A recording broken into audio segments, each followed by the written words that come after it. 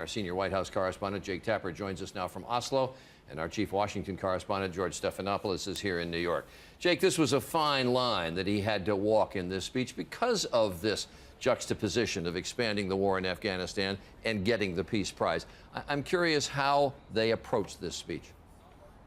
Well, it's interesting, Charlie. The speech evolved organically as they wrote it. The president wanted to address this apparent disconnect. 11 days ago, he was ordering 30,000 more U.S. troops into Afghanistan. Today, accepting a Nobel Peace Prize.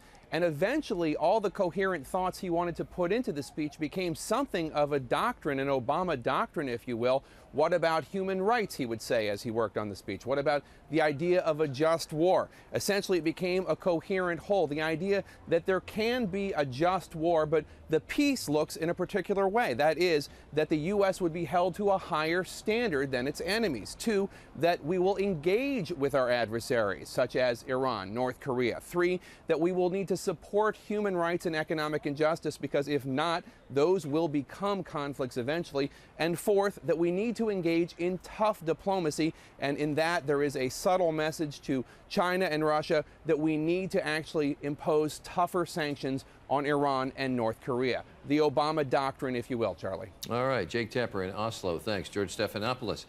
Reaction to this speech. Interesting, he got praise from some sources that you might not expect to praise Barack Obama. Some of his fiercest critics over the last several months. That's exactly right, Charlie. Look at this from Sarah Palin, who has taken him on every single issue. She said, "I like what he said. Of course, war is the last thing I believe any American wants to engage in, but it's necessary."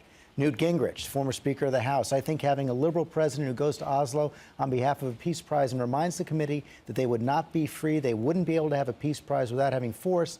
I thought in some ways it's a very historic speech." Now, he did get some criticism from anti-war activists like Cindy Sheehan because he was taking on the idea of pacifism as he accepts the Nobel Peace Prize. But listening to Jake talk about how this is an Obama doctrine, it is also something very true to the president's entire upbringing. He says that one of his intellectual heroes is the philosopher Reinhold Niebuhr, who he echoed by saying, "We live in a world where evil is real, evil exists, we must confront it."